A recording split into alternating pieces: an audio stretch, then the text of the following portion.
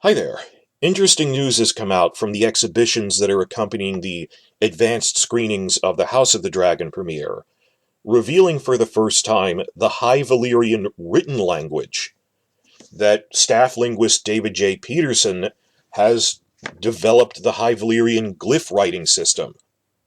They mention this in passing in the books that High Valyrian it has a different writing system. It's consistently described as Valyrian glyphs. It's not an alphabet. And Peterson did develop the High Valyrian spoken language for Game of Thrones, but we kept bugging him, hey, when are you going to develop a script for this? And he said, well, they didn't ask for it. It'd be a lot of work, but I am, tinkering with it because I know I'll need it for prequels. That I thought we'd have to wait for, like, a Doom of Valyria prequel for this stuff. But no, the Targaryens are Valyrians, so in some of their writing, runic inscriptions, or on a banner we saw just on the edge of the Targaryen banner, there's Valyrian glyph writing, which is still, a written language, that it isn't just, oh, it died with Valyria, that they consistently mention that all the low Valyrian languages in the Free Cities still use Valyrian writing, that there's Valyrian glyphs on things. So this is one of the major writing systems of their world. And in general, it's so weird that people just latched on to, because it was the first season, oh, Game of Thrones, the invented language for this franchise is Dothraki. Not really. The Dothraki are not a big part of any of the other prequels. They're not really that big of a component of the overall Game of Thrones story. I mean, the early first arc of Daenerys' story, then she goes to Slaver's Bay, and it's not as important as Slaver's Bay. They speak Valyrian there. They used to be part of the Valyrian Empire.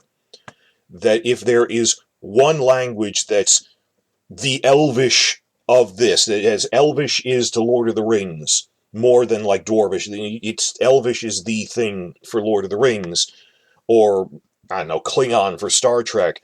The fictional language that should be developed the most for this is High Valyrian.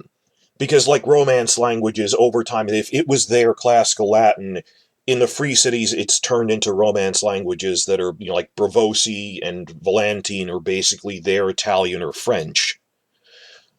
But everyone would be speaking High Valyrian. Even in Westeros, it's the language of educated noblemen. Just because, they weren't part of Valyria, but they mention, like Tyrion took lessons in High Valyrian from his maester, that Sam Tarly knows a decent amount of High Valyrian, enough that he can kind of, at an intro level, read his way through something. That people know how to speak this. This is their Latin in a medieval society. And they didn't really stress that too much, and here's their writing system now. So I'm not going to get into the spoken system too much, and they mention that it's kind of like classical Latin in the sense that it's a very inflected language. Now, in my medieval courses and everything, I studied classical Latin, and I'm decent at it, I'd like to say, but I'm useless without a dictionary, but that it's an inflected language in a way English really isn't anymore. That there's different endings whether you're the subject or object in a sentence, but instead of Latin's couple of cases, has a lot more cases and a lot more noun categories that you have to remember. So it's intentionally more complicated than Latin, but if they printed a how to speak and learn High Valyrian as a language book, I would get it, because it's more important than Dothraki. They made a living language Dothraki book, and this isn't relevant to, like, Duncan-Egg, whereas Duncan-Egg you might have Bloodraven writing or saying something in Valyrian to one of his spies from the east or something. That the language in this is High Valyrian. And so with just that stereotype of, oh, the Dothraki are savages. They don't even have a written language, a written script for anything. So High Valyrian, there's the spoken language, but there's also the written form now. And Peterson does this a lot with other TV shows and other projects, like for that Defiance show on Sci-Fi, for half a dozen other things, for Dune. He made the languages and written forms of the languages for Villeneuve's Dune movie series. He's a very in-demand linguist. So we knew he was capable of making up a script for this, and he finally has, and I'm really excited about that. But of course, it's complicated. Now, the thing was, it was photos of this display at the exhibition for the premiere, it mentions, well, Valyrian's kind of like their Latin. Then it goes into the basics of describing the writing system with like 3 examples. We actually saw this on a banner in one of the promo videos first, but now we're seeing this and it explains it. Well, yeah, there's a lot of parallels between, Valyria is Rome with dragons, but it's also like this super advanced older civilization, pharaonic, like Ptolemaic Egypt or something. So, because of the glyphs and everything, he went with what we'd have told him, that it's a riff on Egyptian hieroglyphs. That the structure of their writing system is comparable to Egyptian hieroglyphs, which are a needlessly complicated mix of an alphabet and ideograms. So there's symbols and alphabet stuff mixed in. But it's not a pure alphabet. That an alphabet has symbols for consonants and vowels.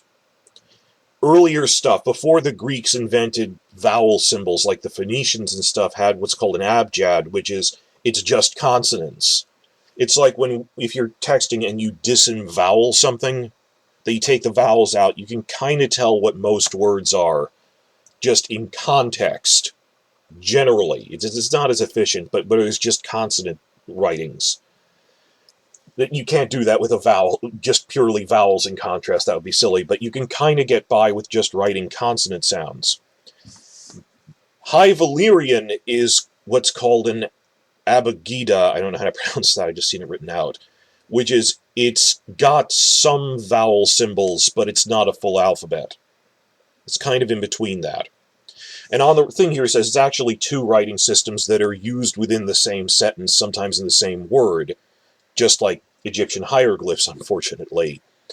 That it's a small abagida with, there's some long vowels. That there's symbols for consonants and symbols for some of the long vowels, but short vowels are just either implied or signified by diacritic marks, which, if you think about it, isn't actually that different from... I've had some familiarity with this as a concept with, if you follow Lord of the Rings, Tengwar, the written language of High Elvish, Quenya. Tengwar actually is an abagida like that, where the symbols are for consonants, but there's diacritic marks over each individual letter which signify a vowel. That it's there's these diacritic marks that signify a vowel that you put over the consonant preceding the vowel that you're saying. So you see the E character here. They just wrote T and ng, the consonant cluster, and the E is written over the preceding thing to imply that there's an E in here. So you read it going up, down, zigzag fashion. That's how you tell what vowels are being used. So if as a fantasy fan you have some familiarity with, Tengwar, it's the vowels or the diacritic marks above the letters, the text version, the alphabet part of High Valyrian does do that. But it also has logograms, which stand for an entire word, or ideograms. A logogram is like the ampersand symbol, is a very shortened version of et, et, and, from Latin, which just got contracted into a symbol, ampersand, and. Also think of, in modern terms, like the at symbol. At is both a word and also an idea. It's a concept more broadly than that, which you can read the at symbol in any language and understand it means location, even if you don't know it's the specific sound, at. So ideogram to logogram to then an actual alphabet would be letter A, letter T. So this narrows it down, but we don't have our Rosetta Stone yet. We still don't have all of what he's doing, just there's 2 systems that are used intermixed. The written symbol, it's a little like Tengwar, it's an abagida. There are some implied or with diacritic marks short vowels. Then you have the outright glyph system, accompanying that, like Egyptian hieroglyphs, of which he says there are at present 365 unique glyphs, as of Season 1. And this is much larger than that, and there isn't a fixed way to spell particular words. in that you might write it out with just the Abugida characters to get the sounds of it, or you might use the glyph. And it's not even wrong to use a mix of glyphs and alphabet characters.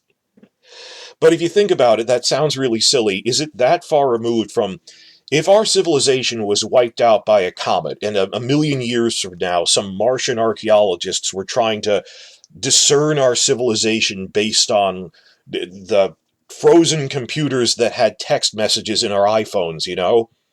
Look at this text here. I am at symbol PRTY for the number 4 eggplant emoji. This would drive a Martian archaeologist insane of, well, they left out some of the vowels. They're using number symbols to represent a word. They're using the at symbol to represent both a word and a concept. And what the hell does eggplant mean? That's not a letter. It's apparently an ideogram.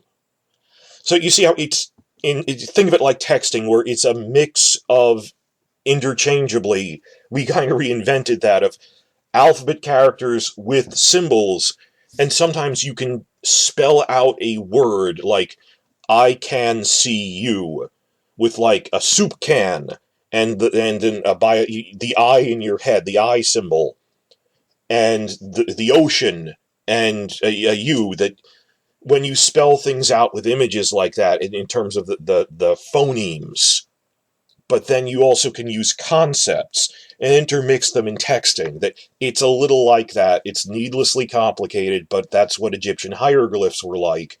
So he said, well, Valyrians like their hieroglyphs.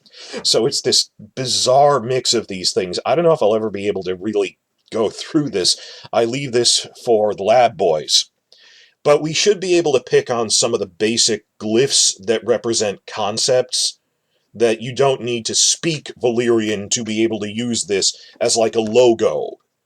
I mean, like, as I've said, you don't need to speak English to be able to recognize the Coca-Cola logo, because it's stylized. Or the Disney logo is a stylized signature. You don't need to actually be able to know how to pronounce the letter N or the letter Y, that it represents a thing. It represents a concept. And this display did provide 3 examples, and it's not enough to decipher it, but it gives you an idea of what they're doing. First one is that, and it gives the symbols, the High Valyrian word, and the English translation. These 3 symbols, this is apparently pure glyphs, not alphabet.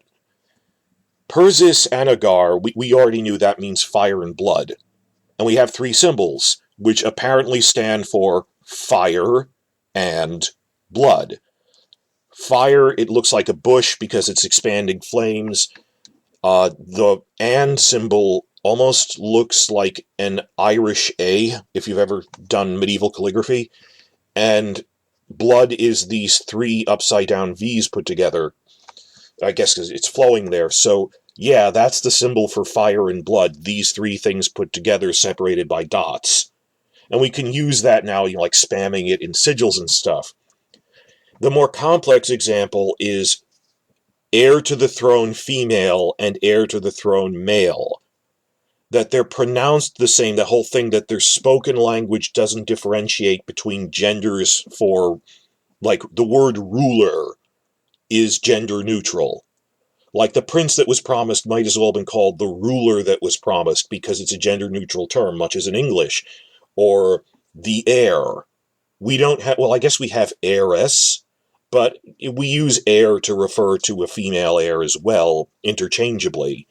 So the ruler, we could say ruler-s, but it sounds weird. That, like, the ruler that was promised, or the leader that was promised. That spoken language-wise, it's dar and na. And we know from dictionaries we already have that dar is their word for king. So Darana must be heir to the king or something. And this is a mix of symbols, and we're starting to suspect maybe it's the V symbol with an I on top is the I thing, the diacritic mark that stands in for the vowels. That the N, that V is N, but the little I symbol, like the Tengwar stuff, that's a diacritic mark to show vowel sounds. Again, this is only really one example, not even 2, because it's the same word. this isn't enough to figure it out. I'm saying by comparison to Tengwar, I'm more familiar with Tengwar than I am Egyptian hieroglyphs. The concept of it's an alphabet that's written out, but it's an abagida, that it's not a full alphabet, that the way they imply or use diacritic marks to express vowels. And then written in yellow, I don't think this is part of the word. That looks like just the glyph for it. That the glyph for heir to the throne is different for male and female. That the female one is rounded while the male one is pointy, which makes sense. So you're starting to get a sense, that this is just the bare bones beginning of this. How does their glyph language work? And also consider that they're using serifs in this.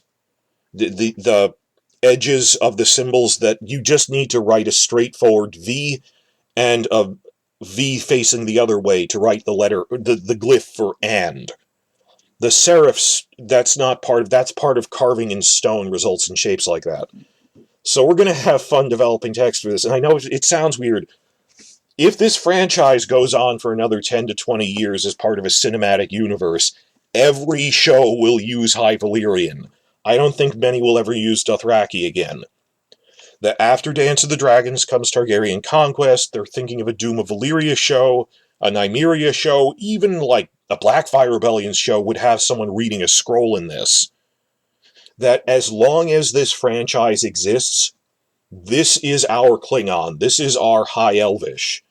That you don't really need to know Khuzdul, Dwarvish, all the obscure languages, that this is the major constructed language for the World of Westeros franchise, is High Valyrian, and this is the High Valyrian writing system. Dothraki, not only is it not really that important, they don't physically have a writing system. So this is the start of things. It's nice to see. I don't think I'll be able to figure out their damn alphabet, because you need to know the language to understand the writing system. I could spell it out, but then what does Darana mean? In contrast, the ideograms, the pictograms are a lot easier, because you don't need to know that Persis Anagar means fire and blood. It's symbol for fire, symbol for blood, and the symbol for the concept of of things together. It's going to be easier for us to think about basic glyphs than it is. You know how people sometimes go, I've got the Chinese character tattoo for White Lotus. You could recognize a Chinese character without knowing how to read the syntax and structure of, do they write left to right, or right to left, or up or down? And you don't need to know that to know one or two symbols, which we'll be putting on like t-shirts and stuff. So that's okay, but we also saw this banner here, and you can see some of the symbols in it. As for deciphering, fool's errand at this point. We don't have enough information. The only thing I can tell is you're reading it. We can now tell which side is up and which side is down.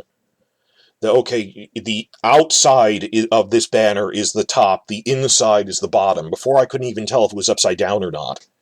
So I'm not even sure what this says. We can see the word for fire. Blood is in there too, but not in this context.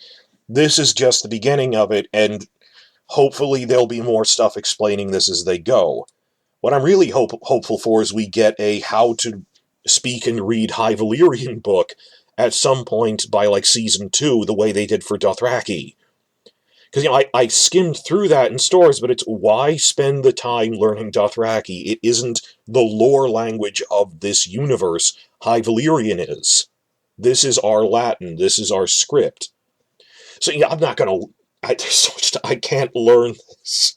I'm doing too many other things, but picking out some symbols for, like, dragon or fire and blood will be fun to put in, like, banner artwork and stuff. So this is just a starting point, but we're going to see a lot more High Valyrian in the show.